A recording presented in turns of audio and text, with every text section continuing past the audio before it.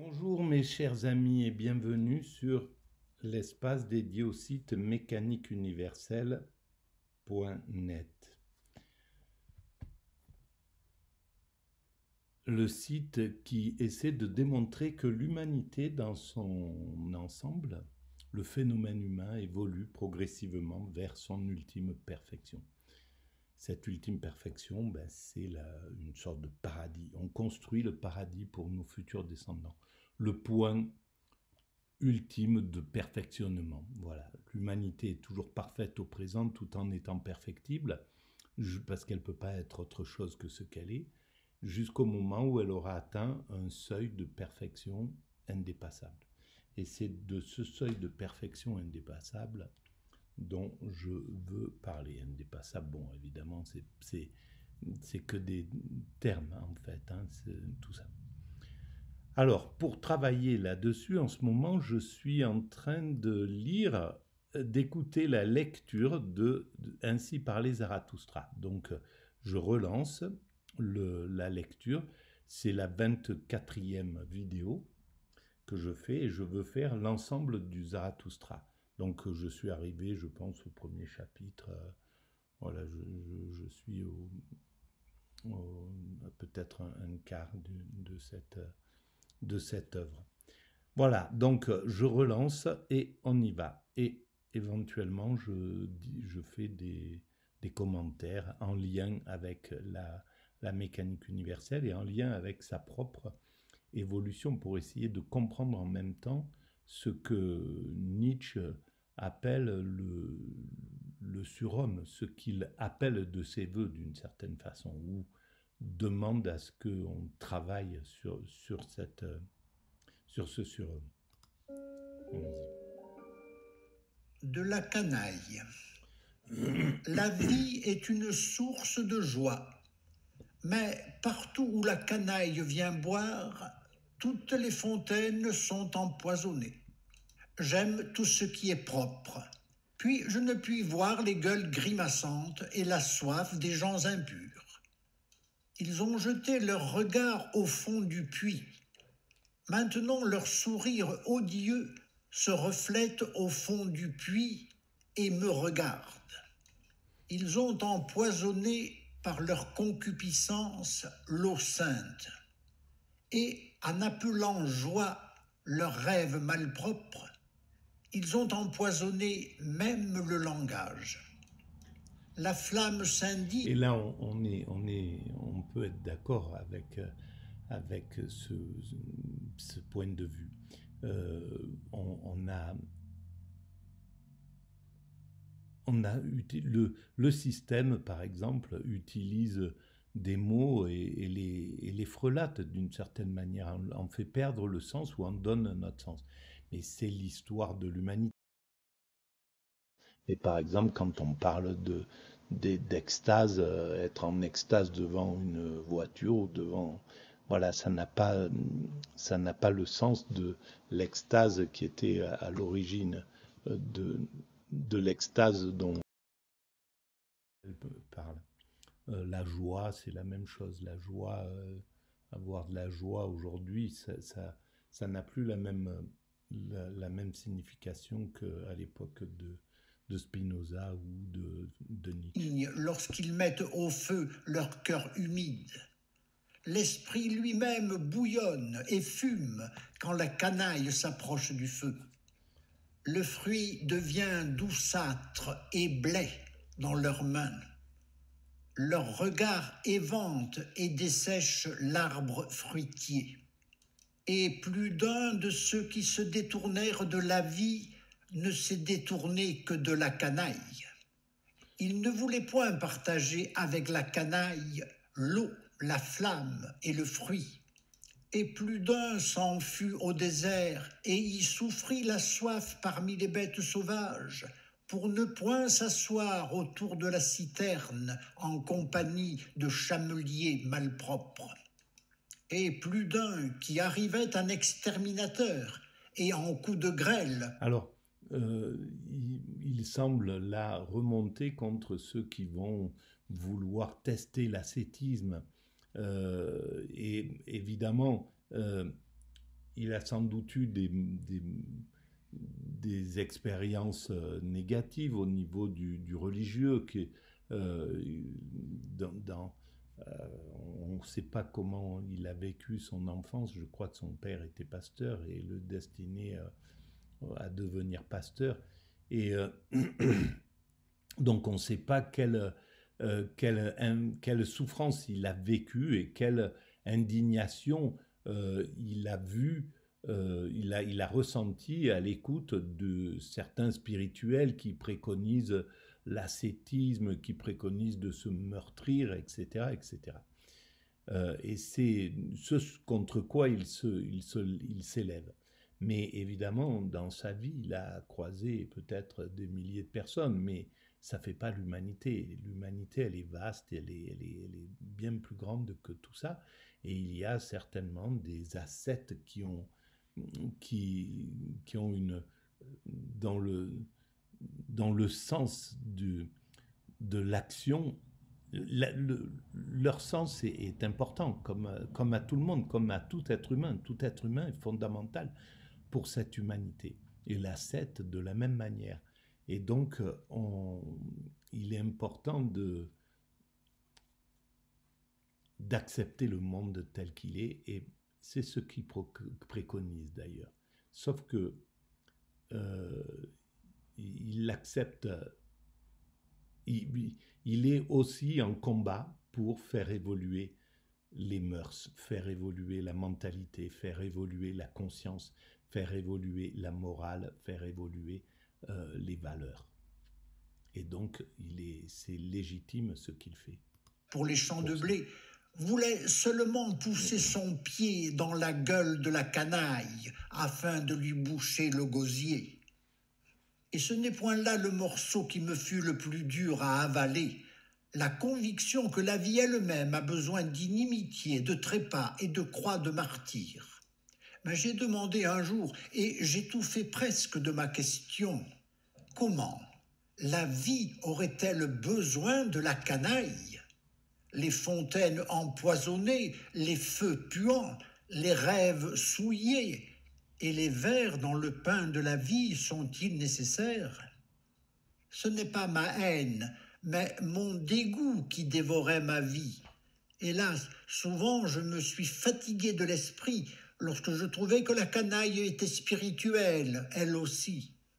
Et j'ai tourné le dos aux dominateurs lorsque je vis ce qu'ils appellent aujourd'hui dominer, trafiquer et marchander la puissance avec la canaille. J'ai demeuré parmi les peuples étrangers de langue. Alors, qu'est-ce que c'est que cette canaille ? Ça pourrait être les spirituels, le religieux qui s'acoquine avec les dominants du moment pour oppresser les dominés. Mais évidemment, on sait bien que les prêtres dans les petits villages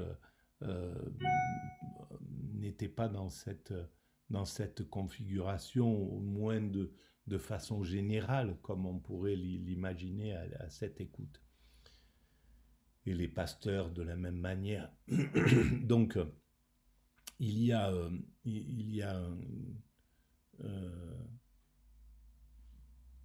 de la complexité à rajouter à cela. Mais par contre, c'est son esprit de combat et sa critique des dominants, des systèmes dominants, elle est très intéressante.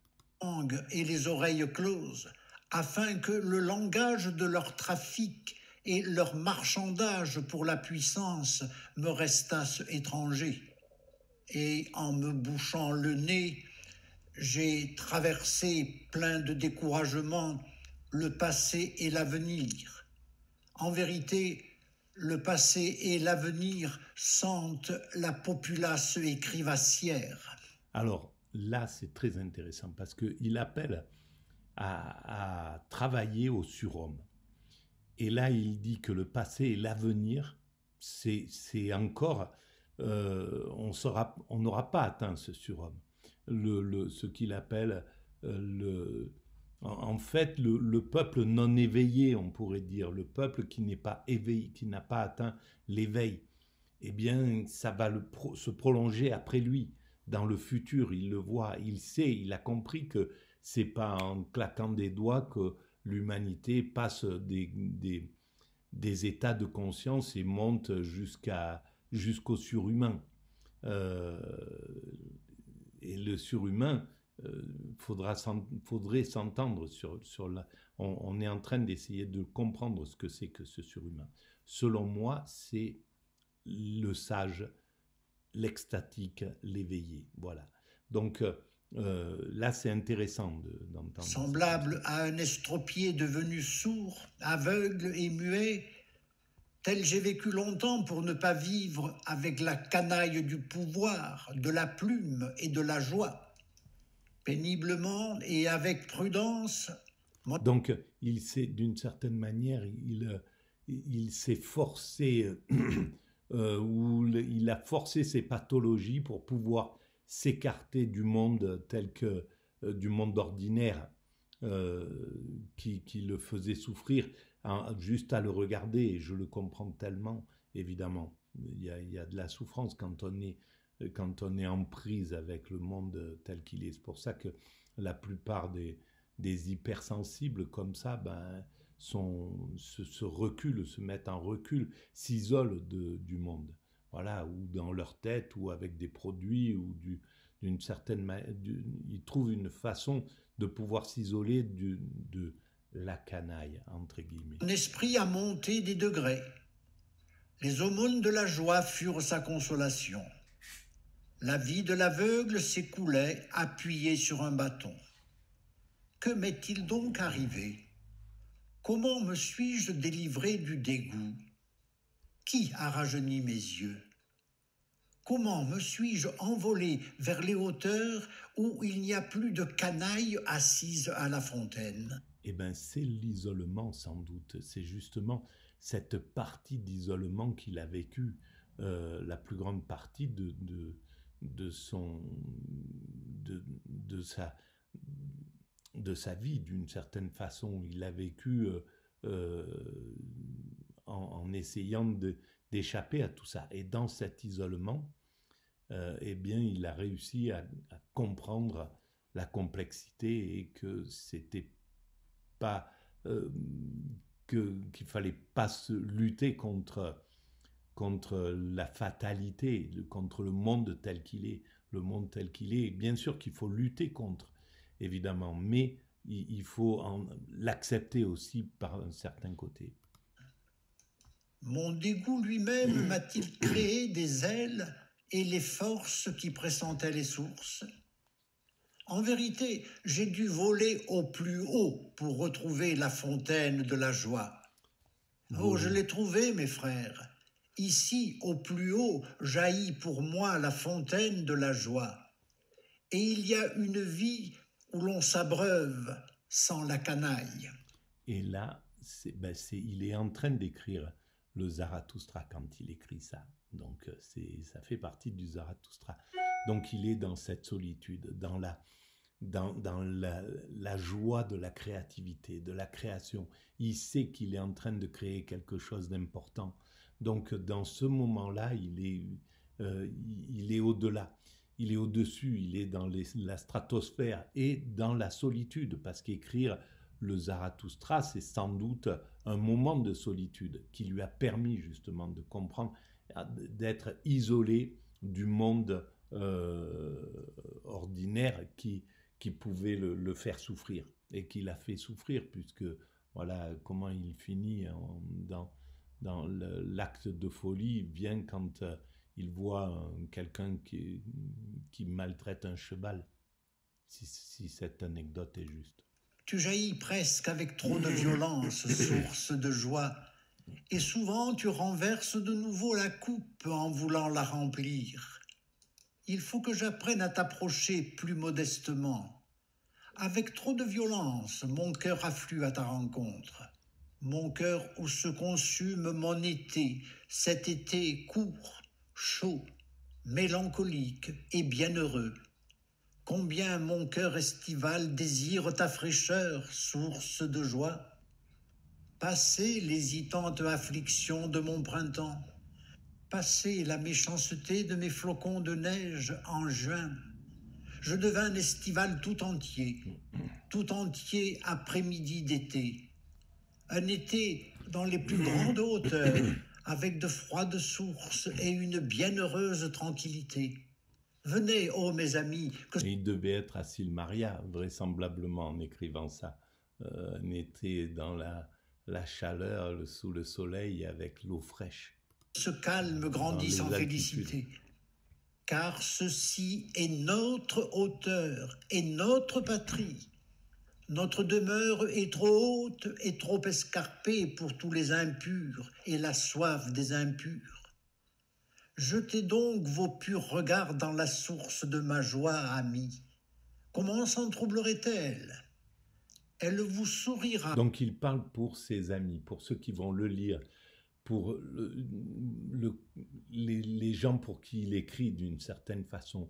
Il ne savait pas à l'époque que son œuvre allait devenir ce qu'elle devient et que des millions d'étudiants travaillent sur lui, le lisent, etc. Et donc il touche le peuple comme il touche ses amis ou ceux qui peuvent le comprendre d'une certaine façon.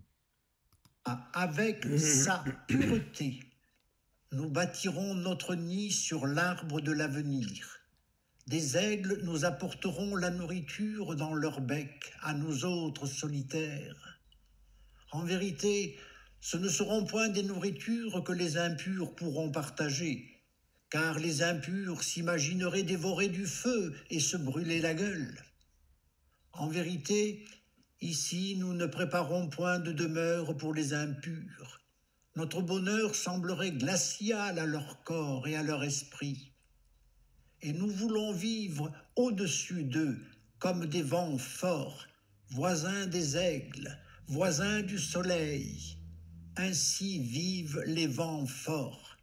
Et c'est pas, je pense que il parlait pour son moment, mais avec l'idée qu'il fallait créer ce surhomme, c'est-à-dire faire de l'humanité, amener l'humanité au surhomme.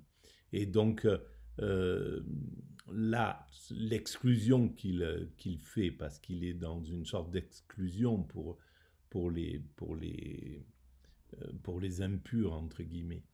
Donc le peuple qui ne peut pas atteindre sa connaissance ou ne peut pas l'entendre, ne peut pas le comprendre. Eh bien, c'est pas ça, c'est pour son moment, et puis pour le futur qui continue un peu comme ça, mais avec, à mon sens, l'espoir que l'humanité atteigne ce surhomme. Et semblable au vent, je soufflerai un jour parmi eux. À leur esprit, je couperai la respiration avec mon esprit.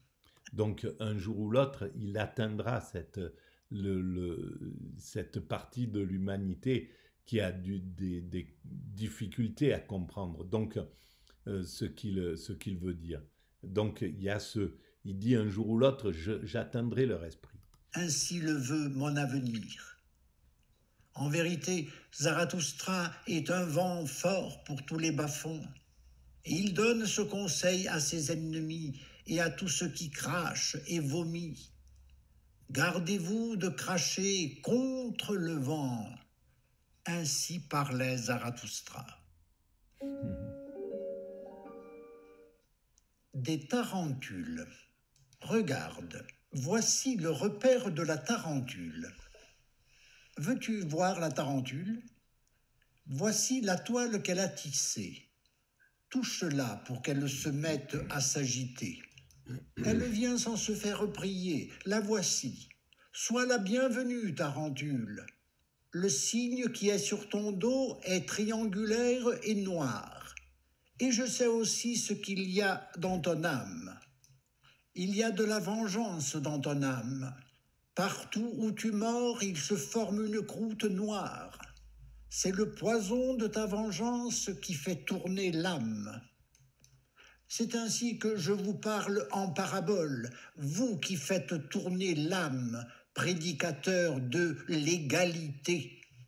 Vous êtes pour moi des tarentules avides de vengeance secrète. Alors là, c'est donc ceux qui préconisent l'égalité, ben, il y avait déjà le marxisme qui était à l'œuvre, mais il y avait l'Église, évidemment. Et, et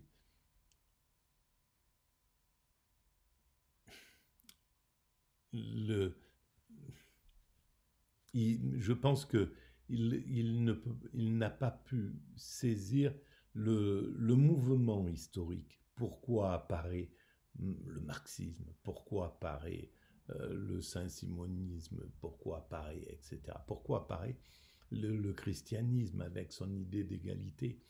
Pour quelles raisons ils apparaissent à un certain moment de l'évolution de l'humanité?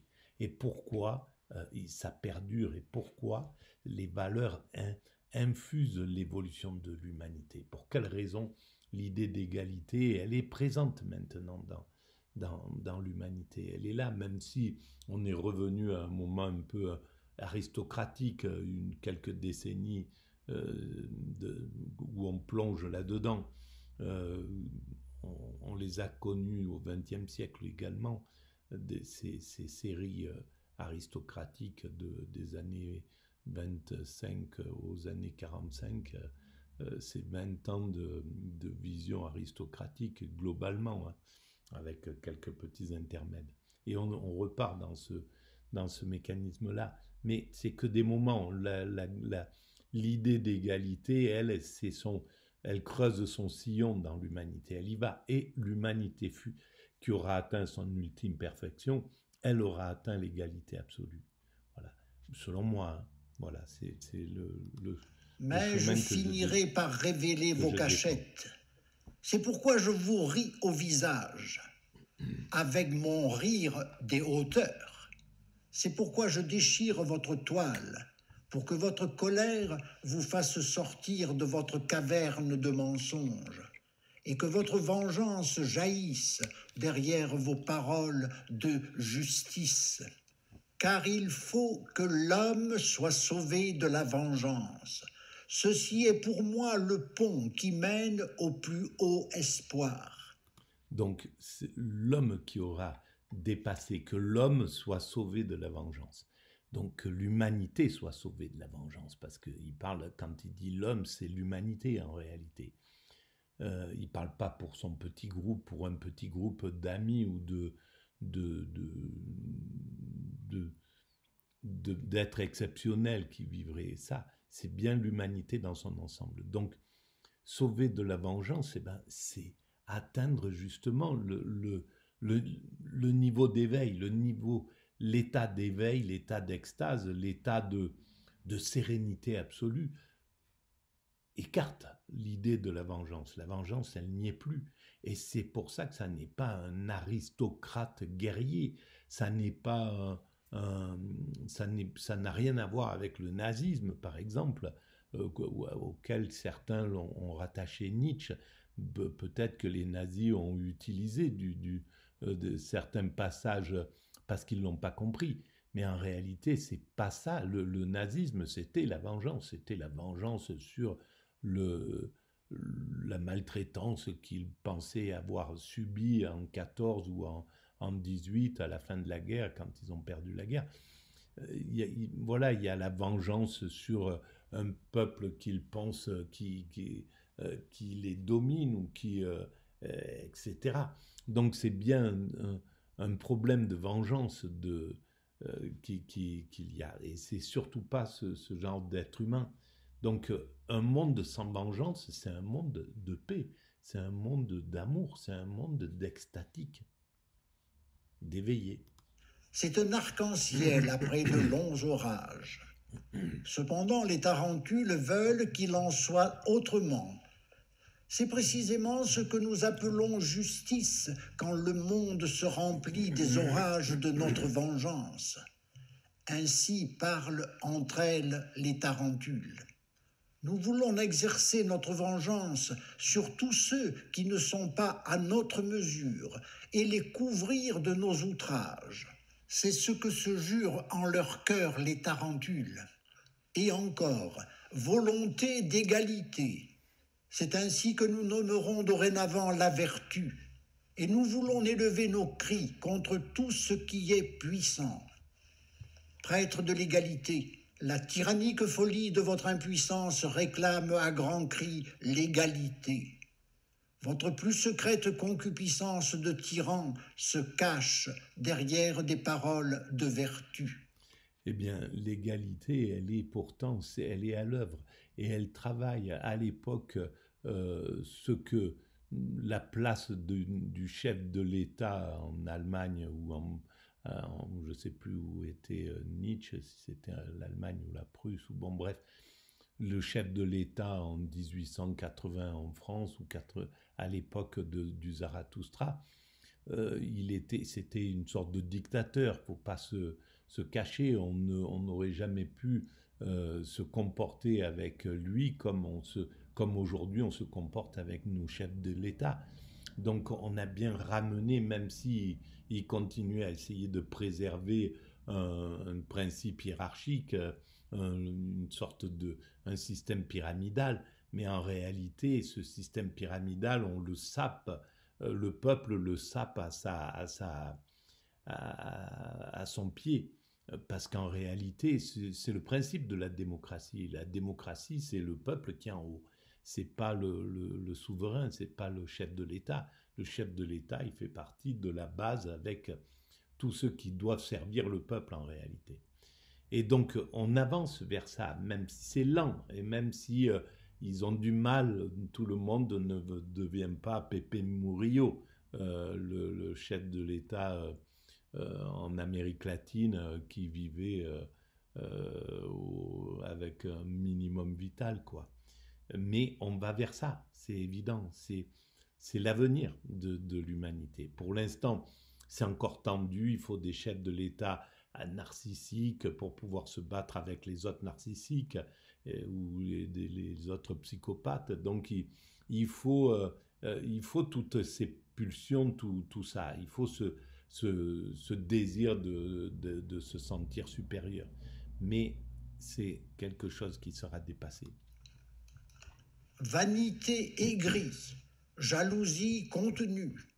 Peut-être est-ce la vanité et la jalousie de vos pères.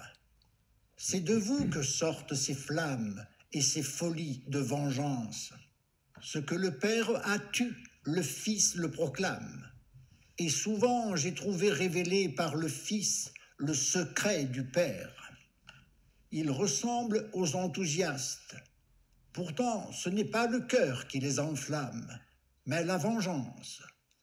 Et s'ils deviennent froids et subtils, ce n'est pas l'esprit, mais l'envie qui les rend froids et subtils. Leur jalousie les conduit aussi sur le chemin des penseurs, et ceci est le signe de leur jalousie. Ils vont toujours trop loin, si bien que leur fatigue finit par s'endormir dans la neige. Le fait d'aller sur le coin des penseurs, ben oui, c'est vrai que les théologiens, la théologie veut se bagarrer avec le philosophe. Et puis la religion a repoussé parfois le philosophe, en a dit du mal, au fond, n'a pas voulu lui accorder sa place. Donc il a raison sur ce plan-là. Chacune de leurs plaintes a des accents de vengeance, et chacune de leurs louanges a l'air de vouloir faire mal. Pouvoir s'ériger en juge leur apparaît comme le comble du bonheur. Voici cependant le conseil que je vous donne, mes amis. Méfiez-vous de tous ceux dont l'instinct de punir est puissant. C'est une mauvaise engeance et une mauvaise race. Ils ont sur leur visage les traits du bourreau et du ratier.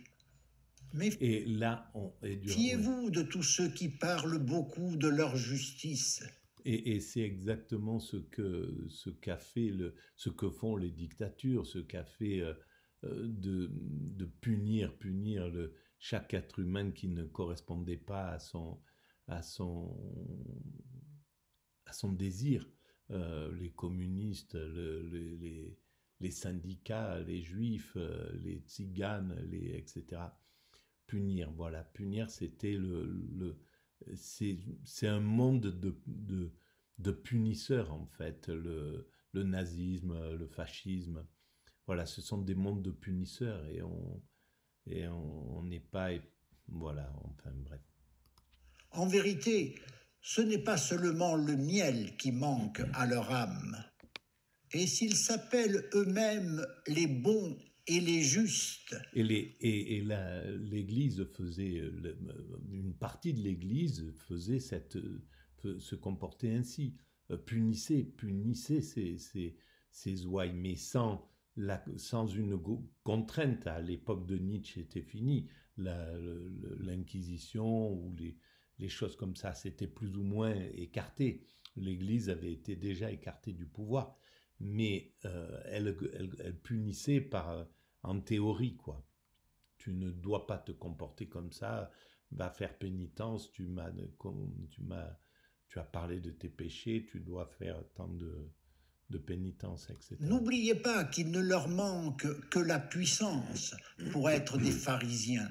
Mes amis, je ne veux pas que l'on me mêle à d'autres et que l'on me confonde avec eux. Il y en a qui prêchent ma doctrine de la vie, mais ce sont en même temps des prédicateurs de l'égalité et des tarentules. Elles parlent en faveur de la vie, ces araignées venimeuses, quoiqu'elles soient accroupies dans leurs cavernes et détournées de la vie, car c'est ainsi qu'elles veulent faire mal. Je pense qu'à ce Elles moment-là, veulent faire mal à il parle du communisme, enfin du marxisme qui arrivait. Ceux qui ont maintenant la puissance, car c'est à cela que la prédication de la mort est la plus familière. S'il en était autrement, les tarentules enseigneraient autrement, car c'est elles qui autrefois surent le mieux calomnier le monde et allumer les bûchers. C'est avec ces prédicateurs de l'égalité que je ne veux pas être mêlé et confondu, car ainsi me parle la justice. Les hommes ne sont pas égaux. Il ne faut pas non plus qu'ils le deviennent. Que serait donc mon amour du surhumain si je parlais autrement ? C'est sur 1000 ponts et sur 1000 chemins qu'ils doivent se hâter vers l'avenir. Et il faudra mettre entre eux toujours plus de guerre et d'inégalité. C'est ainsi que me fait parler mon grand amour. Il faut qu'ils deviennent des inventeurs de statues et de fantômes par leur inimitié. Et avec leurs statues et leurs fantômes, ils combattront entre eux le plus grand combat. Bons et mauvais, riches et pauvres, hauts et bas, et tous les noms de valeurs, autant d'armes et de symboles cliquetants pour indiquer que la vie doit toujours à nouveau se surmonter elle-même. La vie veut elle-même s'élever dans les hauteurs avec des piliers et des degrés. Elle veut scruter les horizons lointains et regarder au-delà des beautés bienheureuses. C'est pourquoi il lui faut des hauteurs. Et puisqu'il faut des hauteurs, il lui faut des degrés et de l'opposition à ces degrés. L'opposition de ceux qui s'élèvent. La vie veut s'élever et en s'élevant, elle veut se surmonter elle-même. Et voyez donc, La vie veut se surmonter elle-même. Donc si elle se surmonte, eh bien c'est le sentiment de puissance qui se surmontera, parce que c'est ça la vie, c'est le désir de puissance, l'instinct, cet instinct-là. Et s'il préconise que la vie se surpasse, c'est pour passer à la sainteté en réalité, selon moi. Hein. Voilà, c'est mon point de vue. Amis, voici la caverne de la tarentule. C'est ici que s'élèvent les ruines d'un vieux temple. Regardez donc avec des yeux illuminés. En vérité, celui qui assembla jadis ses pensées en un édifice de pierre dressé vers les hauteurs connaissait le secret de la vie, comme le plus sage d'entre tous. Il faut que dans la beauté, il y ait encore de la lutte et de l'inégalité, et une guerre de puissance et de suprématie. C'est ce qu'il nous enseigne ici, dans le symbole le plus lumineux. Ici, les voûtes et les arceaux se brisent divinement dans la lutte. La lumière et l'ombre se combattent en un divin effort. De même, avec notre certitude et notre beauté, soyons ennemis, nous aussi, mes amis. Assemblons divinement nos efforts les uns contre les autres. C'est clair que l'humanité ne se construit que par ce combat entre les progressistes, les réactionnaires, etc. Voilà. Le combat, c'est ce qui fait l'évolution de l'humanité, évidemment. Mais je pense qu'il faut bien le prendre sous forme de métaphore. C'est pas la guerre qu'il préconise. Évidemment, on peut le comprendre, mais c'est la guerre entre individus. Il en parle. Faisons-nous la guerre entre nous, contestez mon point de vue, que je puisse progresser, que je puisse me défendre et puis trouver des arguments encore plus importants, etc. Donc, il a bien compris que le combat, il est positif pour l'évolution de l'humanité, mais c'est pas ce qu'il souhaite au final, en réalité. C'est pas le combat qui l'intéresse, c'est atteindre le surhomme. Le combat est là pour atteindre le surhomme. Malheur, voilà que j'ai été moi-même mordu par la tarentule, ma vieille ennemie. Avec sa certitude et sa beauté divine, elle m'a mordu au doigt. Il faut que l'on punisse, il faut que justice soit faite. Ainsi pense-t-elle. Ce n'est pas en vain que tu chantes ici des hymnes en l'honneur de l'inimitié. Oui, elle s'est vengée. Malheur, elle veut me faire tourner l'âme avec de la vengeance. Mais afin que je ne me tourne point, mes amis, liez-moi fortement à cette colonne. J'aime encore mieux être un stylite qu'un tourbillon de vengeance. En vérité, Zarathustra n'est pas un tourbillon et une trombe. Et s'il est danseur, ce n'est pas un danseur de tarentelle. Ainsi parlait Zarathustra. Voilà, on va arrêter là. Et c'est clair que Zarathustra était au-dessus de... Il était sûr de son travail. Et quand on est sûr de son œuvre, en fait, il n'y a plus de haine, il n'y a plus de compétition, il n'y a plus de jalousie, il n'y a plus de vengeance, d'idée de vengeance. C'est au-dessus de tout ça. C'est l'œuvre qui prédomine et c'est l'œuvre qui trace la route.